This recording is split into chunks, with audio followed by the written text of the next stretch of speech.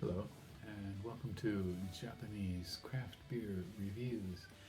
Today we have kind of a special beer. It's not Japanese, it's British, and it's from a kind of old brewery in the north of England, and that is Samuel Smith Brewery. And the beer we're going to look at is kind of a minor classic, I think. It's called Samuel Smith's Taddy Porter. Light is not going well here. Let's get this off here. Samuel Smith's Taddy Porter, and Taddy is a nickname for their home region, which is Tadcaster. And Tadcaster is a small village or small town of about 6,000 people. Samuel Smith was founded in 1758, and they claim they're still using the same well water, the well they sank in 1758. And the town of Tadcaster is actually apparently sitting on a large underground lake of limestone water. So it's a historic brewing town. Some people say it's North England's answer to Burton-on-Trent, Bass. And so they make a variety of different interesting beers, and I will put a picture of one of them up right now.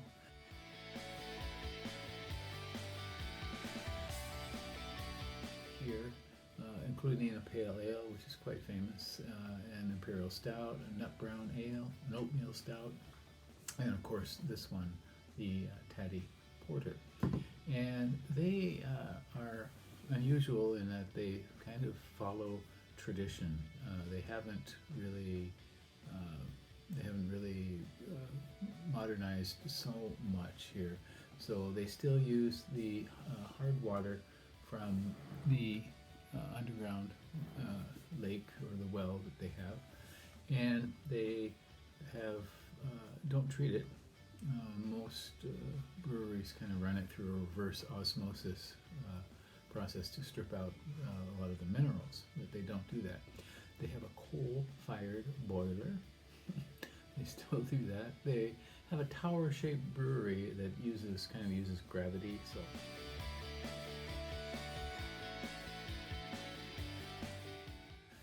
the malt mill will be at the top level. The next level down is the mash tun, and where they do the mash, and then it goes down to another level to the brew kettle, and to another level to the chillers and fermenters, and they use an unusual kind of fermentation tank. It's called a Yorkshire Square, and it's made of slate, which was mined in Wales. And apparently they found it's the best, it's most impermeable, so they use that, and apparently the squares have lasted so long they've had to replace the struts that support it, so it's outlasted the steel. And the square, I'll show a picture of that here.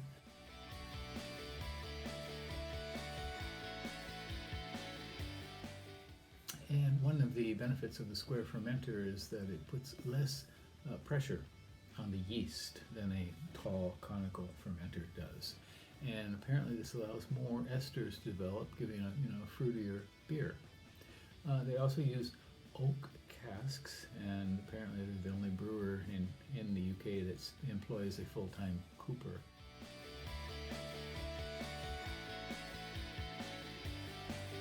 A picture of that here. So a lot of tradition in this beer. Well, let's get to the beer here, the Taddy Porter.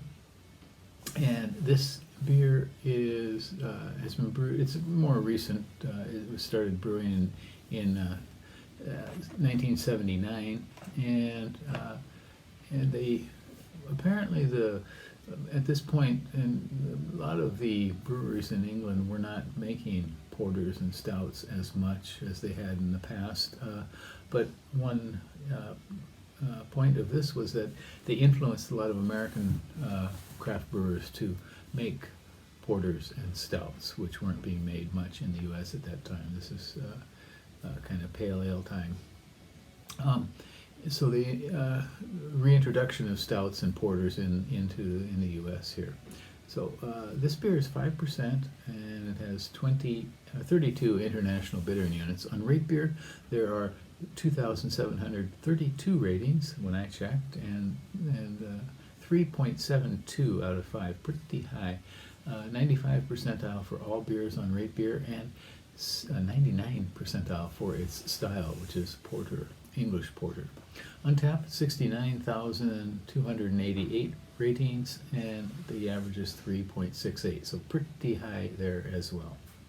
Okay, so this beer is apparently good until 2023 September, and we're about a year off from that now. The ingredients include water, malted barley, cane sugar, hops, and yeast. So cane sugar, that's an interesting addition for this. Okay, shall we give this one a go? Samuel Smith's Taddy Porter. Can't remember the last time I had this in years. One supermarket not far from where I live stocks several Samuel Smith beers, and I started looking at them recently. Okay, it is very, very dark brown. Cannot see through it here. And a fluffy finger and a half, 2 fingers of dark tan head, kind of blocky, spongy head.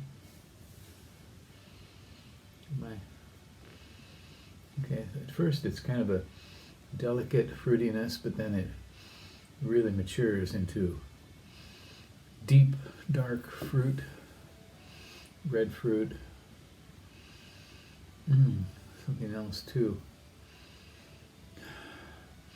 Very toasty, roasty. Not on the edge of a stout even, but and this is another topic for maybe for another time. But what's the difference between a porter and a stout? And the answer is it depends. And maybe I can talk about that later. Oh, this is very, very pleasant, roasty, toasty aroma. Maybe light coffee.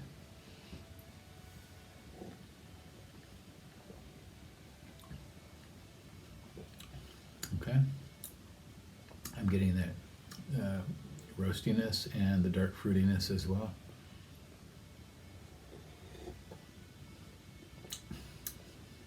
Like mild, very mild prune. Finish is quite dry as well. Interesting.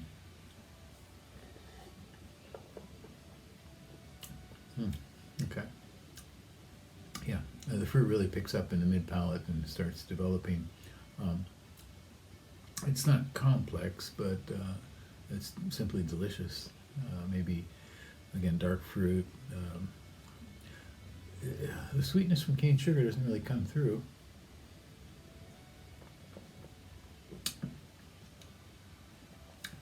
Yeah, a little bit scratchy in the end. But overall, this is very smooth, very dry, very pleasant overall. I would give this a high rating, I think, myself. Perhaps for 3.8, 3.9. Yeah, this is really a superb beer. So you may want to give this one a go if you happen to see it. Again, it's called Samuel Smith Taddy Porter, and 5%, 32 international bittering units. And this cost me 528 yen, which at current rate is probably about $4. Very reasonable for such a classic and an imported beer as well. So, okay, well, I think I have reviewed a couple of other Samuel Smiths. I should make a playlist, and you can check that out. Okay, hope you're doing well. You take care. See you next time. Bye bye.